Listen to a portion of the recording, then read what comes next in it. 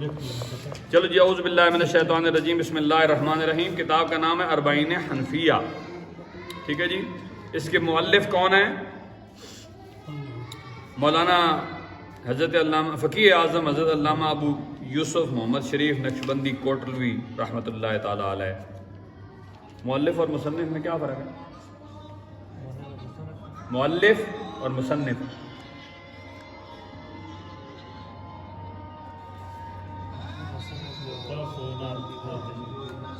تصنیف کس کو کہتے ہیں؟ کیا کہتے ہیں؟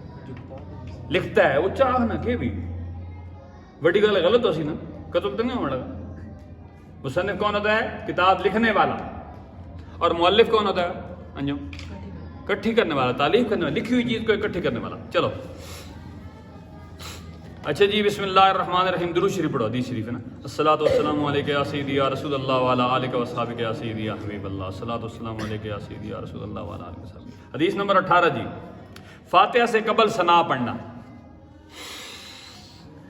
حضرت سیدنا انس رضی اللہ تعالیٰ عنہ فرماتے ہیں کہ رسول کریم صلی اللہ علیہ وسلم جب نماز شروع فرماتے تو سبحانک اللہم الی آخرہ ہی پڑھتے۔ اس کو طبرانی نے روایت کی ہے۔ ترمذی میں حضرت سیدتنا، یہ کس کے لیے ہوتا ہے؟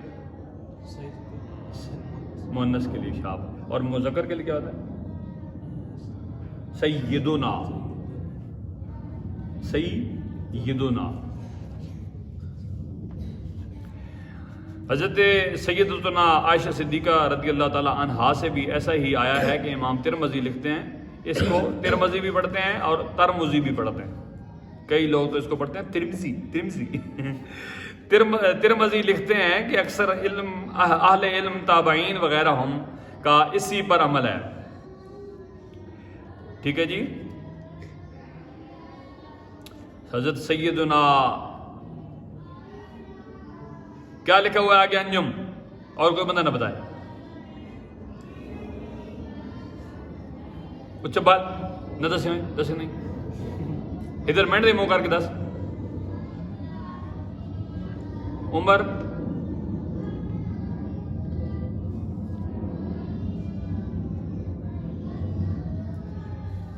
کلو نے پٹھا، ہاں واہ بڑی مہربانی کی نال اگو بھی دسئی ماں۔ ہاں شہاب الدین عمرو، سبحان اللہ۔ او عمرو یار دیا کہانیاں چبلے کیا ہے ابھی؟ امر۔ عمر کے آگے جب واو لکھی ہوتی ہے تو اس کا مطلب یہ ہوتا ہے امر، دھیان نہیں دینا بات۔ سیدنا عمر عبداللہ بن مسعود رضی اللہ تعالی عنہما سے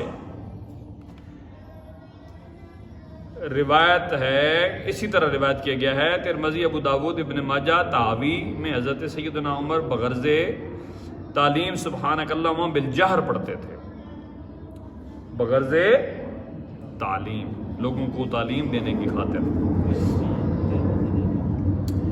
ترمذی شریف جو ہے نا، یہ کتاب کا نام ہے، حدیث شریف کی کتاب ہے۔ تو اس کو جو لکھنے والے ہیں وہ شہر ہے ایک ترمذ، اس کے رہنے والے تھے، تو وہ اس اپنے نسبت وہ کرواتے تھے۔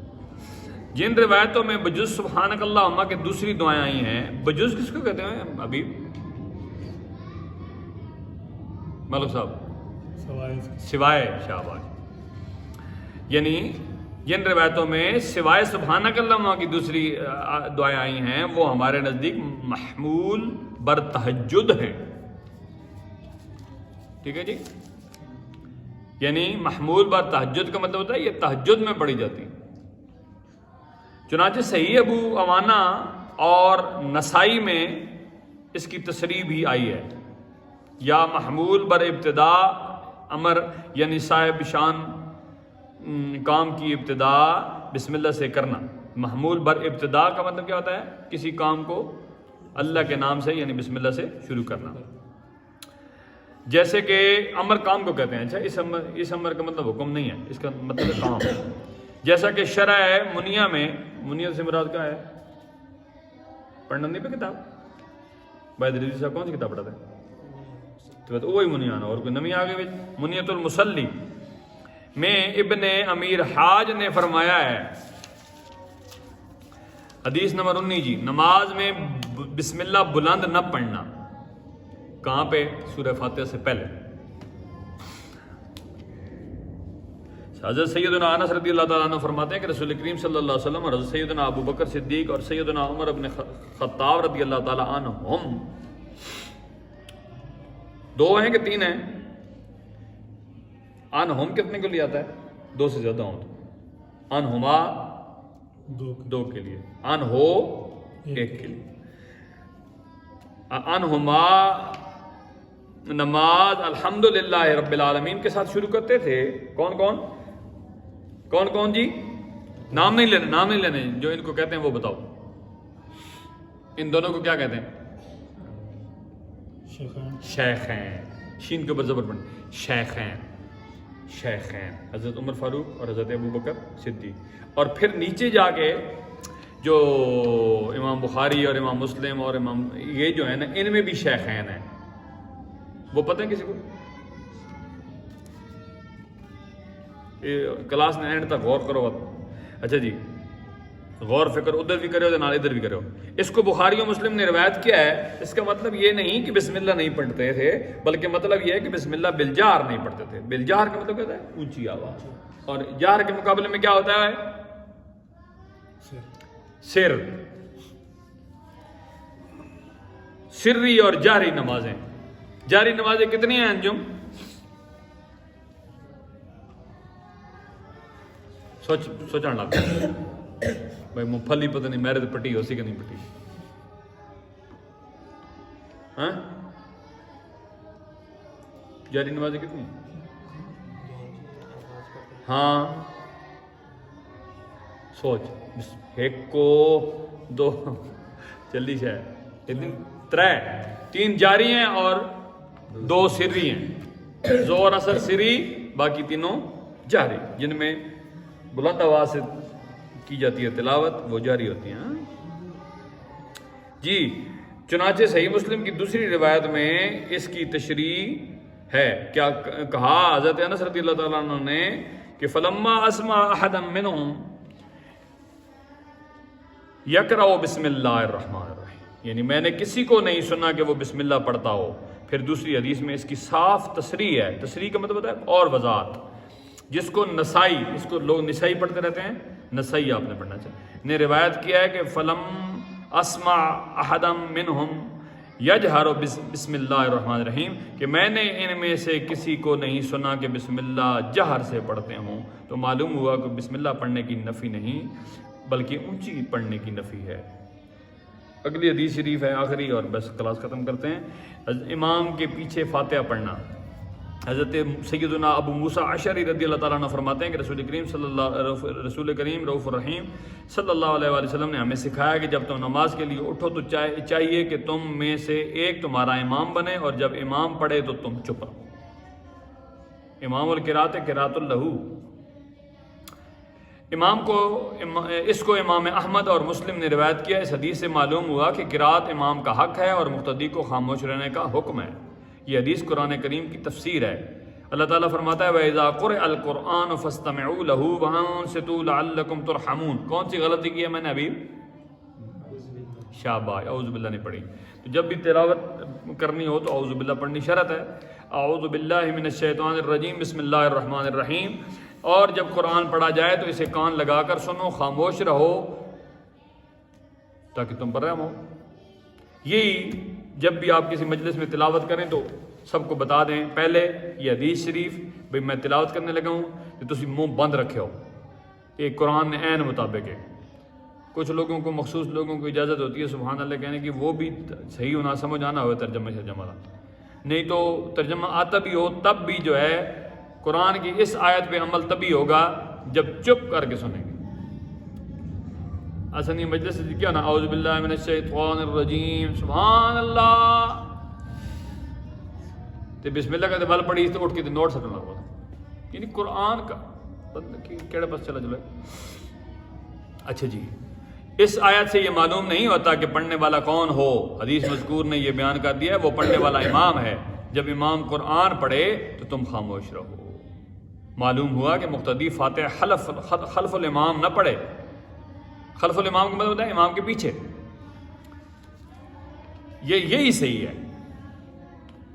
حضرت امام صاحب فرماتے ہیں، امام صاحب سے مراد ابو حنیفہ رحمہ اللہ، کہ اگر مجھے پتہ چلے کہ کوئی امام کے پیچھے پڑھ رہا ہے تو میں تو یہ چاہتا ہوں کہ اس کے منہ میں پتھر دے دوں۔ اس میں بہت ساری باتیں ہیں۔ ایک بات میں آپ کو کہتا ہوں جو عام فہم ہے، عام فہم کا مطلب کیا ہوتا ہے؟ عام ہر بندے سمجھ میں آ بھئی اگر امام صاحب پڑھ رہے ہیں الحمدللہ رب العالمین اور پیچھے مقتدی نے پڑھنی ہے تو وہ پڑھیں الحمدللہ رب العالمین، مطلب سری نماز کی بات کر رہا ہوں فی الحال میں آپ کے سامنے، اور وہ الحمدللہ رب العالمین الرحمن الرحیم بھی پڑھ جائے۔ امام صاحب کہاں پہنچے ہیں؟ رب العالمین پہ، اور وہ کہاں پہنچ گئے ہیں؟ الرحمن الرحیم پہ۔ تو امام سے آگے چلے گئے کہ نہیں؟ تو کیا رہا ہے؟ حاضر پیچھے پہنچ۔ جس نماز میں یہ حکم ہے کہ اللہ اکبر کی راہ ختم ہو امام صاحب کی، تب مقتدی نے اللہ اکبر کہنا شروع کرنا ہے، یعنی ہاتھ بعد میں اٹھانے ہیں یا رکوع میں بعد میں جھکنا ہے، پہلے ان کی اللہ اکبر ختم ہوگی، وہ چاہے کہیں اللہ اکبر اس طرح کہیں، چاہے کہیں اللہ اکبر۔ یہ تو ہمارے معاشرے میں اس طرح ہوتا ہے نا کہ وہ کہتے ہیں اللہ تو یہ جو کر کے خال بھی رہنا ہے، یہ جو نا جی یہ جے بندے نا منہ کے جو سی حدیث شریف کی سنائی کھوتے ہو۔ تو اس لیے آپ آج سے تجربہ کیجئے گا اپنی مسجد میں جہاں نماز پڑھتے ہیں، ایسے ظالم لوگ ہیں، اور اس میں ایک ہماری بھی خرابی ہے کہ ہم لوگ بتاتے نہیں ہیں۔ تو بہرحال اللہ تعالیٰ مہربانی فرمائے۔ حضرت سیدنا ابو ہریرہ رضی اللہ تعالیٰ عنہ نے بھی اسی حدیث کو روایت کیا، فرمایا ہاں تو یہ اس طرح بھی خرابی ہو جائے گی۔ اچھا جی، سیدنا ابو ہریرہ رضی اللہ تعالیٰ عنہ نے بھی اس حدیث کو روایت کیا، فرمایا رسول کریم صلی اللہ علیہ وسلم نے انما جعل الامام لِيُؤْتَمَّ بِهِ فَإِذَا كَبَّرَ فَكَبِّرُوا وَإِذَا قَرَأَ فَأَنصِتُوا۔ یہ حدیث کوشش کرو یاد کر کے نا، امام اس لیے بنایا گیا ہے کہ اس کی ابتدا کی جائے، جب تکبیر کہے تو تم تکبیر کہو، جب وہ پڑھے تو تم چپ رہو۔ اس کو ابو داود، ابن ماجہ، نسائی وغیرہ ہم نے روایت کیا ہے۔ یہ حدیث بھی صحیح ہے، اس کو مسلم نے بھی صحیح کہا ہے۔ وَفَوِّضُ أُمُورَنَا إِلَى اللَّهِ إِنَّ اللَّهَ بَصِيرٌ بِالْعِبَادِ اللَّهُ خَيْرٌ حَافِظًا وَهُوَ أَرْحَمُ الرَّاحِمِينَ۔